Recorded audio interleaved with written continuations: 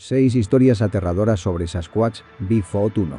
Ape Canyon, la noche en que la manada asedió la cabaña aquella noche, la pequeña cabaña de madera en la ladera del monte St. Helens tembló como si fuera a desmoronarse. El viento no era lo bastante fuerte para provocar eso. Lo que golpeaba las paredes y el tejado eran piedras. Rocas pesadas que caían con estruendo sobre las tablas viejas, que se deslizaban por las planchas, acompañadas de gruñidos bajos y de pasos gruesos, lentos, más pesados que los de cualquier oso que el grupo de buscadores de oro hubiera visto. Eran hombres acostumbrados a las montañas. Aquel verano habían levantado esa cabaña en la zona remota de Ape Canyon, vivían semanas enteras en medio del bosque, excavaban en el cauce del barranco y comían carne de caza. Días antes de la noche del ataque ya habían notado señales extrañas. Primero fueron silbidos que resonaban desde la ladera opuesta, cada anochecer con un ritmo diferente, como si fueran códigos. Después, pasos que avanzaban en paralelo a ellos entre los árboles, por la parte alta de la pendiente, manteniendo siempre la misma distancia, sin mostrarse nunca. La tarde anterior a la noche de terror, uno de los hombres, Fred Beck, lo vio. En la pared de roca del otro lado del barranco, a una distancia suficiente como para disparar, pero lo bastante cercana como para distinguir que no era un oso. La figura medía más de 2 metros, hombros desproporcionadamente anchos, cuerpo cubierto de pelo negro, brazos largos que casi llegaban a las rodillas. Caminaba sobre 2 piernas, se detuvo y giró la cabeza directamente hacia la cabaña. Por reflejo, Fred levantó el rifle y apretó el gatillo. La silueta oscura se desplomó hacia el borde de la roca y desapareció. Esa noche cerraron la puerta con cerrojo, arrastraron muebles para atrancarla y reforzaron las ventanas. La única lámpara de aceite encendida en el centro de la estancia no bastaba para expulsar la oscuridad, pero sí para que se vieran las caras pálidas. Cuando la primera piedra golpeó el tejado, uno de ellos maldijo, convencido de que era un desprendimiento. A la tercera y cuarta piedra ya no hubo dudas. Las rocas llegaban con una trayectoria precisa, concentradas en el tejado y en la pared donde estaba la ventana, como si una mano las estuviera lanzando. Fuera, entre los golpes sordos, siluetas altas se deslizaban frente a la estrecha ventana. Varias veces, una mano cubierta de pelo se aferró al borde del marco. Dedos largos tamborilearon rápido sobre la madera, 3 golpes seguidos, y luego silencio. El mismo patrón de golpes volvió a oírse en otra pared, como si se transmitiera un mensaje de un punto a otro en la oscuridad. Dentro, un hombre apuntó el rifle hacia el origen del ruido, pero nadie se atrevió a disparar a través de las tablas, temiendo que la bala rebotara en el interior. Una roca mayor cayó sobre una esquina del tejado y toda la estructura vibró. Polvo de madera se desprendió del techo. Alguien gritó al ver cómo una tabla en la pared trasera se rajaba, abriendo una grieta. A través de esa rendija estrecha apareció un ojo amarillento, opaco, pegado a la madera, mirando hacia adentro. La cosa emitió un gruñido grave y alargado. Un olor agrio a pelo húmedo y tierra mojada entró en la cabaña. Las piedras no caían de forma continua. Había pausas en las que otros sonidos tomaban el relevo. Silbidos largos, gemidos y gruñidos que salían de distintos puntos del bosque, golpes contra troncos más lejanos que respondían en la misma cadencia, hasta formar una red de sonidos que rodeaba la cabaña. Los hombres conocían el aullido del lobo y el bramido del oso. Aquello era distinto. Tenía pauta. Tenía estructura.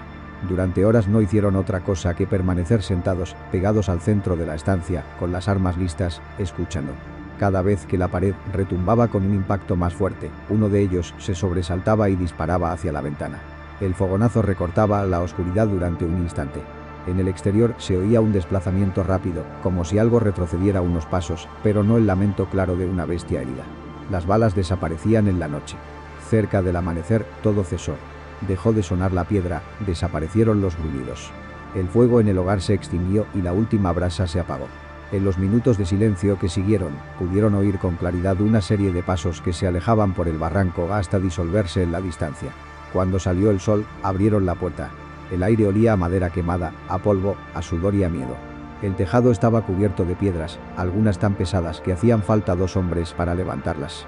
La madera de las paredes mostraba hendiduras y golpes profundos. Alrededor de la cabaña, el suelo estaba plagado de huellas enormes, más largas que el pie de un adulto por varios centímetros, marcadas con tanta fuerza en la tierra compacta como si fuera barro blando. Justo frente a la puerta había un detalle que ninguno de ellos mencionó después a la prensa. Una docena de piedras pequeñas, del tamaño de un puño, formaban un círculo irregular. En el centro, una huella de barro, nítida, de un pie gigantesco orientado directamente hacia el umbral. No parecía una marca casual. Parecía una señal. Un aviso. El grupo de buscadores de oro abandonó Ape Canyon inmediatamente. Años después, al relatar la historia, su tono seguía siendo seco, casi burocrático, como si estuvieran leyendo un informe. Entre las frases cortas, sin adornos, quedaban huecos. Uno de los hombres confesó que, mucho tiempo después de aquella noche, aún se despertaba sobresaltado cuando oía granizo golpeando un tejado de chapa. Durante unos segundos, su cuerpo reaccionaba como si volviera a estar bajo los proyectiles que caían sobre la cabaña de Ape Canyon. Nunca regresaron. Otra gente encontró la cabaña años más tarde, medio podrida, con tablas todavía deformadas por impactos antiguos. Muchos consideraron el relato una leyenda exagerada. Pero la idea de siluetas capaces de lanzar piedras con precisión, de coordinarse por golpes y silbidos, quedó fijada en la memoria de quienes sobrevivieron a aquella noche de asedio. 2. Ruby Craig, la madre, los niños y la sombra cubierta de pelo fue la mujer quien lo vio primero. No en lo profundo del bosque, sino en un claro junto al río, a plena luz del día. En Ruby Creek, Columbia Británica, las vías del tren discurren paralelas al cauce, con unas pocas casas dispersas sobre un talud. Aquel día, su marido estaba trabajando lejos. Solo quedaban ella y sus 3 hijos. El hijo mayor fue el primero en señalar. Miró por la ventana y vio una figura inusual sobre la vía. Desde la distancia parecía un hombre muy alto, pero a medida que se acercaba, sus proporciones se hicieron incorrectas. Los hombros eran demasiado anchos, el cuello casi inexistente. La cabeza, grande y cubierta de pelo, parecía incrustada directamente en un tronco macizo de músculos. Los brazos eran largos. Las manos quedaban a la altura de las rodillas. No corría. Caminaba. Cada paso era lento y pesado, avanzando a lo largo de la vía con la naturalidad de quien pasea. Solo que cada zancada cubría el doble de distancia que el paso de un humano. El pelaje pardo y enmarañado cubría el cuerpo de la cabeza a los pies, dejando visible solo una franja de piel grisácea alrededor de los ojos y el puente de la nariz. La mujer hizo un cálculo rápido. La criatura estaba lo bastante cerca como para llegar al patio en cuestión de minutos. No había marido, no había vecinos inmediatos. Recogió a los niños, metió algo de ropa en una bolsa, cerró la puerta principal con llave y corrió las cortinas. Mientras giraba la llave, todavía veía la silueta a través de la abertura. La cabeza ligeramente inclinada, como si evaluara la casita junto al camino. Lo sacó por la puerta trasera, cruzó la franja de terreno que separaba la casa del río y tomó la vía en dirección al pueblo. Al principio los niños lloraron por miedo. Luego, uno de ellos se calló, escuchó y preguntó si su madre oía lo mismo. Entre el ruido de sus pasos sobre la grava surgía otra cadencia. Pasos más lentos, más pesados, que no coincidían con los suyos y que mantenían la distancia. Cada vez que la mujer se volvía, el tramo de vía detrás estaba vacío. Solo se veía la masa inmóvil del bosque al otro lado del río. Pero cuando reanudaban la marcha, el sonido regresaba. No había carrera, no había carga. Era un seguimiento. Como si la criatura registrara la velocidad, la dirección y la reacción de aquellos humanos que se alejaban de su casa. Al llegar a la vivienda de unos conocidos, cerca del pueblo, los pasos cesaron. La mujer no volvió a mirar atrás. Dejó que los vecinos llamaran a más gente para regresar a Ruby Creek y comprobar el estado de la casa. La casa no estaba destrozada como el escenario de un robo. La puerta seguía cerrada, no había señales de forzamiento. Pero en la parte de atrás, junto a la ventana baja, el marco de madera mostraba una mancha de barro en forma de mano gigantesca. 5 dedos largos, las puntas ligeramente ensanchadas, como si hubieran presionado con fuerza la superficie. En una grieta de la madera quedaron atrapados varios pelos de color pardo oscuro, y el olor agrio de pelo húmedo y tierra todavía flotaba en el aire. Dentro, nada estaba roto, pero casi todo estaba fuera de su sitio. Las mantas habían sido arrancadas de la cama y arrastradas al suelo. La ropa de los niños se apilaba cerca de la ventana, como si alguien la hubiera reunido. Los armarios de la cocina estaban abiertos. Parte de la comida seca había sido sacada, olida y dejada donde mismo. No había señales de búsqueda de metal o objetos de valor. Lo que había sido tocado eran cosas impregnadas de olor humano. Almohadas, camisetas, juguetes de tela. En el exterior, las huellas grandes rodeaban la casa 3 veces antes de dirigirse hacia la mancha de bosque más denso. El paso era regular, sin prisas. Cuando los hombres del grupo compararon la longitud de aquellas huellas con sus botas, vieron que la superaba con claridad y la profundidad de la impresión indicaba un peso corporal muy superior al de cualquier animal que caminara sobre 2 patas. La historia se extendió rápido por la comunidad. Llegaron periodistas e investigadores. Hicieron preguntas, tomaron notas. La mujer relató los hechos con calma, sin adornos, sin intentar convencer a nadie. Repitió que la criatura no se precipitó, no intentó derribar la puerta de inmediato. Llegó, se detuvo en el borde del patio, observó la casa, recorrió el perímetro, olió, tocó, se aseguró de que no quedaba nadie y se marchó. Los niños cargaron con la parte más larga de la secuela. Años después, ya adultos, evitaban andar por tramos solitarios de vía.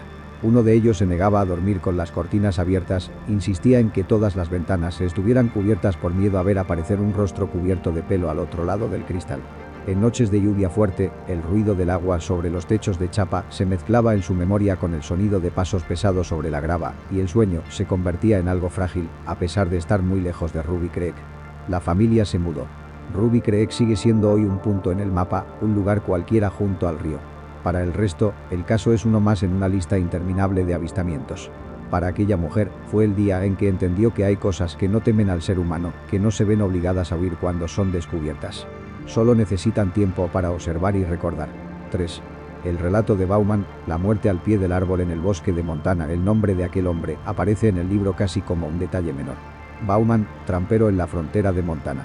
Pero el episodio que contó a otro hombre, y que Theodore Roosevelt registró después en The Wilderness Hunter, es uno de los relatos más fríos sobre algo que se mueve en el límite del bosque, fuera de las categorías conocidas. Bauman y su compañero penetraron en el monte y levantaron el campamento en una garganta estrecha. Eligieron un pequeño llano junto a un arroyo, plantaron una tienda de lona, encendieron fuego y se prepararon para varias semanas de trampas. El primer día transcurrió sin incidentes. En la primera noche, cuando el fuego agonizaba, solo se oían el agua y el viento. En la segunda noche, mientras dormitaban, apareció el sonido. No eran golpes de alas ni el trote de un animal de 4 patas. Eran pasos de algo pesado que caminaba alrededor de la tienda. El fuego estaba casi apagado, solo quedaban brasas. Lo que fuera se detuvo en una esquina del campamento, muy cerca, y luego se desplazó detrás de la tienda, deteniéndose de nuevo. No hubo gruñidos, ni respiración agitada. Solo presencia. A la mañana siguiente, el suelo alrededor estaba lleno de huellas grandes. Bauman comparó una con su propia bota y vio que era bastante más larga y ancha, con los dedos marcados en el barro blando. Las huellas rodeaban la tienda y se detenían en puntos desde los que se dominaba la entrada y el lugar donde guardaban la comida. En la noche siguiente, los pasos regresaron, esta vez acompañados de otro sonido. Golpes sobre troncos. 3 golpes secos, espaciados, procedentes de un árbol en el borde del claro. Minutos después, desde la ladera opuesta, sonaron otros 3 golpes en la misma cadencia. Para un cazador experimentado, aquello no era un ruido del azar. Parecía un intercambio de señales. El compañero de Bauman empezó a perder el sueño. Pasaba largos ratos mirando hacia la oscuridad, convencido de ver formas fugaces entre los árboles, siempre demasiado vagas, siempre desapareciendo justo antes de que sus ojos se adaptaran. Ambos decidieron trasladar el campamento a otro punto, con la esperanza de librarse de quien lo seguía. El último día se repartieron el terreno para colocar trampas, con la idea de reunirse en el campamento al atardecer. Bauman tardó más de lo previsto y regresó con la luz ya cayendo. Desde lejos percibió algo anómalo. No había humo, no se oían voces. La tienda estaba hundida por un lado, como si alguien hubiera caído encima. El cuerpo yacía junto a un árbol, a unos metros de la tienda.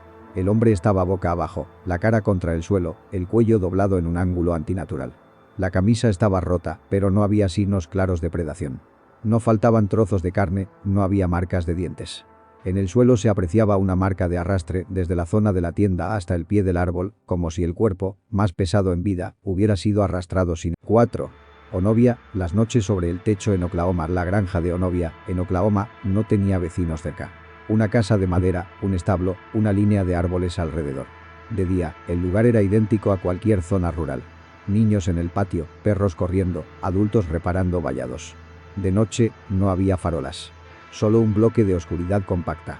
Las primeras señales no fueron las piedras, sino el perro. El animal, grande y acostumbrado a patrullar el patio trasero, una noche se detuvo en el límite del bosque, erizó el lomo, enseñó los dientes y retrocedió hasta el porche, con la cola entre las patas. Las noches siguientes se negó a ir más allá de la luz del porche una vez oscurecido. Se tumbaba junto a la puerta, con la vista fija en el ángulo del bosque detrás del establo. La primera noche en que el techo sonó, la familia pensó en ramas. Un golpe seco, aislado, sobre la chapa, y luego silencio. La segunda noche, el ruido regresó, esta vez en forma de serie. Piedras pequeñas que golpeaban el metal y rodaban hacia el borde. El padre salió al porche con una linterna y apuntó hacia el techo. No vio a nadie. Cuando giró el haz hacia los árboles, la luz atrapó 2 destellos rojizos, a una altura superior a la cabeza de un adulto. 2 reflejos que se movieron apenas, como si los ojos buscaran evitar el deslumbramiento, y luego desaparecieron detrás de un tronco. Instantes después, desde el interior del bosque, sonó un silbido largo, dividido en 3 segmentos, y se cortó. Pocos segundos más tarde, otro silbido más corto contestó desde otro punto. En las noches siguientes, los silbidos se convirtieron en una presencia constante. No se parecían al canto de las aves nocturnas ni a los aullidos de los coyotes. Tenían estructura, con secciones agudas y graves, con pausas bien marcadas. En ocasiones, una breve secuencia aparecía justo después de que alguien encendiera o apagara una luz dentro de la casa, como si fuera una reacción. El bombardeo de piedras sobre el techo aumentó. Hubo noches en las que la familia escuchó con claridad pasos pesados recorriendo la chapa, causando pequeñas vibraciones en la estructura. El niño más pequeño se despertó llorando, asegurando que había oído a alguien caminar justo encima de su habitación. El padre subió al desván a revisar. Solo encontró polvo y telarañas. Pero en el exterior, el polvo que cubría una parte del tejado mostraba franjas alargadas, como si algo pesado se hubiera arrastrado por encima. Una noche decidieron apagar todas las luces, salvo una bombilla en la cocina. El padre y un amigo, también cazador, se colocaron tras la cortina, en silencio. El patio trasero estaba iluminado apenas unos metros. A partir de ahí, había una pared de oscuridad. Al principio no observaron nada. Luego, una sombra grande entró en la franja de luz. No llegó al centro del patio. Se desplazó por el borde del círculo iluminado, lo bastante cerca como para que pudieran distinguir su contorno. Cabeza pequeña en proporción a los hombros, tronco largo, brazos que colgaban cerca de las rodillas. Caminaba despacio. Se detuvo frente a la ventana de la cocina. Los hombres contuvieron la respiración. A través de la tela de la cortina, vieron cómo la cabeza giraba exactamente hacia donde ellos estaban. No hubo sobresalto, ni movimiento brusco. Fue un gesto lento, deliberado. El rostro no se definía, era un manchón aún más oscuro dentro de la sombra general. Pero la sensación de estar siendo mirados a través del cristal, a través de la tela, era nítida. Después de unos segundos, la figura se volvió de nuevo y siguió caminando por el borde de la luz hasta desaparecer detrás del establo. Inmediatamente, desde lo profundo del bosque, sonó una secuencia de silbidos, esta vez más cerca. Desde otra dirección, 3 golpes secos contra un tronco respondieron. Al día siguiente, llegaron investigadores de Bigfoot. Tomaron fotos, midieron huellas. Encontraron impresiones grandes en la tierra alrededor del establo y marcas profundas, como arañazos, en el marco de madera de la puerta. Sobre el techo del establo, las piedras no estaban esparcidas al azar. Formaban una especie de curva, como si alguien se hubiera sentado allí, lanzando piedras y recolocándolas siguiendo un patrón que solo tenía sentido para quien lo trazó. Para la familia, la huella más difícil de borrar no fueron los rastros físicos, sino las noches posteriores. Cuando el ruido de piedras, los silbidos y los pasos se cortaron de golpe, la casa recuperó una normalidad aparente. Esa normalidad no trajo alivio, sino un vacío. No sabían si la criatura se había marchado o simplemente había cambiado la forma de vigilar. Los niños crecieron con la memoria del repiqueteo sobre la chapa. Cada vez que el granizo golpeaba el techo de una casa diferente, cada vez que una rama caía y rebotaba sobre una cubierta metálica, se despertaban involuntariamente, atentos a escuchar un segundo sonido. El de los 3 golpes en un tronco, el de un silbido en la noche. Ese segundo sonido no volvía. El miedo, sin embargo, se extendió mucho más allá del episodio. 5. Sierra SOUNDS, la voz de lo que no sé vuestra excelencia, la cordillera de Sierra Nevada está llena de valles estrechos donde el eco puede rebotar entre las paredes de roca varias veces antes de apagarse. Un grupo de cazadores y campistas eligió uno de esos valles como base. Levantaron su campamento en un punto al que solo se llegaba por un único sendero. De día colocaban trampas, seguían rastros, marcaban posiciones en el mapa. De noche, se sentaban alrededor del fuego y hablaban en voz baja, sus palabras mezcladas con el murmullo del arroyo y del viento. La primera noche en que oyeron algo raro, pensaron en coyotes o búhos. Una secuencia de sonidos graves llegó desde la parte alta de la ladera, se prolongó unos segundos y terminó con un chasquido de aire expulsado por la garganta. En las noches siguientes el sonido se hizo más claro. No era un grito simple. Tenía subidas y bajadas, cambios de ritmo, segmentos rápidos y otros lentos. A veces incluía grupos de sonidos que, al oído entrenado, recordaban sílabas. Para quienes conocían bien la banda sonora habitual del bosque, lo desconcertante no era el volumen, sino la estructura. Tenía lógica interna. Empezaron a grabar. Colocaron un micrófono sencillo sobre una mesa de madera, apuntando hacia la oscuridad. Cuando la secuencia de sonidos apareció, la aguja del aparato se movió de inmediato. Los hombres guardaron silencio. Sobre la cinta, las voces se sucedieron durante varios minutos, con momentos en que parecía que 2 o 3 voces distintas se superponían, como si dialogaran. Al reproducir la cinta allí mismo, esa misma noche, alrededor del fuego, descubrieron un detalle. Hacia el final de la grabación, después de una sección dominada por gritos estridentes mezclados, había un tramo sin sonido. Justo después de ese vacío, se oían 3 golpes secos sobre una superficie dura, tronco o roca, muy cerca del micrófono. Ninguno de ellos recordaba haber oído esos golpes con sus propios oídos. La noche siguiente, decidieron hacer la prueba. Reprodujeron la grabación antigua a través de un altavoz orientado hacia el bosque. Cuando las voces grabadas resonaron por el valle, desde la oscuridad llegó una respuesta. No era eco. El patrón era distinto, la entonación cambiaba. Era una réplica. Así transcurrió la noche. Ellos lanzaban los sonidos grabados, el bosque devolvía otros, luego había silencio y aparecían nuevas vocalizaciones desde otro punto, más alejado o más próximo. A ratos, una voz muy grave se imponía sobre las demás, tan baja que distorsionaba el micrófono. En un momento, uno de los hombres barrió con la linterna la ladera rocosa. El haz recorrió troncos y ramas hasta detenerse en una masa oscura que sobresalía del fondo. Una silueta alta, de pie, separada de cualquier árbol. Justo cuando la luz la alcanzó, estalló una secuencia de sonidos agudos, larga, con múltiples capas, como si varias voces diferentes gritaran a la vez desde el mismo punto. El micrófono registró todo.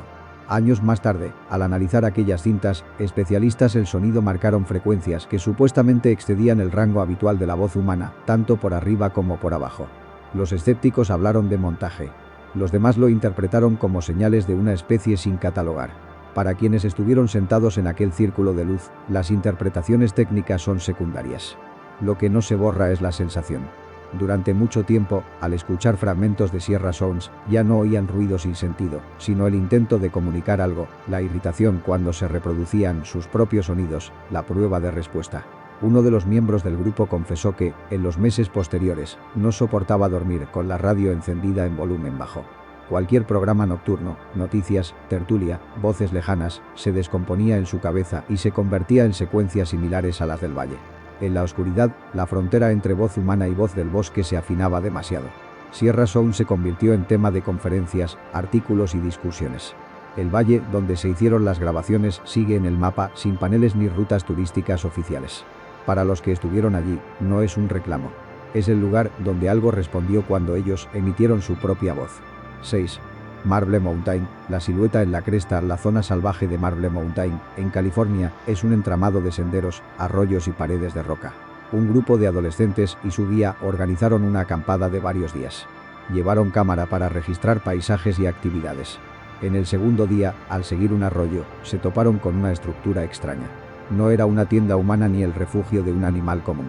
Troncos pequeños y ramas gruesas habían sido arrancados y colocados en forma de tejado inclinado, creando una especie de cobertizo más alto que una persona. En el suelo, bajo la estructura, había una capa de hojas secas inusualmente gruesa, acumulada a modo de lecho. No había restos de fuego ni basura. El guía examinó el entorno. Algunas ramas parecían quebradas a una altura que superaba el alcance de una persona de pie. Varios árboles jóvenes estaban torsionados, con el tallo retorcido y roto en ángulos poco habituales, no propios del viento. El aire estaba cargado con un olor fuerte, denso, que recordaba al de piel húmeda y pelo mojado. De esa noche levantaron las tiendas a cierta distancia, pero dentro del mismo valle. Los chicos hicieron bromas, contaron historias de miedo y se quedaron dormidos. Los adultos se quedaron despiertos un rato más, junto al fuego. Cerca de la medianoche, cuando solo quedaban brasas, comenzaron los golpes. No eran pisadas, sino impactos de piedra contra piedra, regulares, 3 golpes seguidos, luego un intervalo largo, y de nuevo el patrón. Los golpes se desplazaron. Al principio sonaban río arriba, luego en la ladera derecha, después detrás del campamento. No se percibía un sonido claro de pasos. Solo la señal que avanzaba. De haber habido un perro, habría ladrado. Pero no había perro. Solo un grupo de jóvenes durmiendo, sin saber qué, vibraba en la oscuridad. A la mañana siguiente, con el valle iluminado, el paisaje parecía anodino. Aún así, cerca de las tiendas, sobre un claro de tierra desnuda, alguien encontró una fila de piedras del tamaño de un puño, alineadas en una sola hilera que apuntaba directamente hacia la cresta de la montaña. No era una acumulación casual. Era una línea.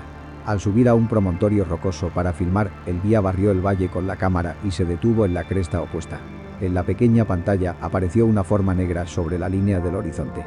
No encajaba con la silueta de ningún árbol. Era alta, estrecha, separada. Mientras el zoón se acercaba, la figura se volvió más clara. Un cuerpo muy alto, brazos largos, totalmente oscuro.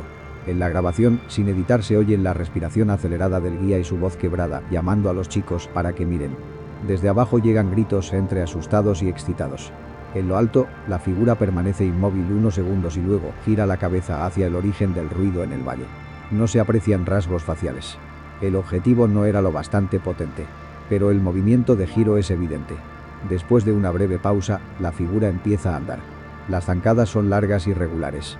No corre, no se agacha. Desaparece por detrás de la arista y deja de verse. El grupo abandonó Marble Mountain antes de lo previsto. Más tarde, el vídeo fue compartido, ralentizado, mejorado digitalmente. Los escépticos hablaron de un hombre disfrazado. El guía y los jóvenes, en cambio, recordaban la estructura de ramas, el olor, los golpes nocturnos. Para que fuera una broma, alguien tendría que haber preparado todo eso durante varias noches, en un lugar remoto, sin dejar rastro. Años después, ya adultos, algunos de los chicos dijeron que, al revisar la grabación, no se fijaban tanto en la silueta como en lo que había detrás de ella. El cielo, uniforme, sin detalle, solo un plano blanco.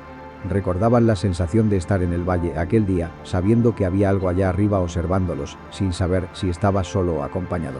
En los debates sobre el llamado Marble Mountain Sasquatch se habla casi siempre del vídeo, de la velocidad del caminar, de la altura estimada. Rara vez se menciona la estructura de ramas hallada antes. Un refugio improvisado o una marca de ocupación.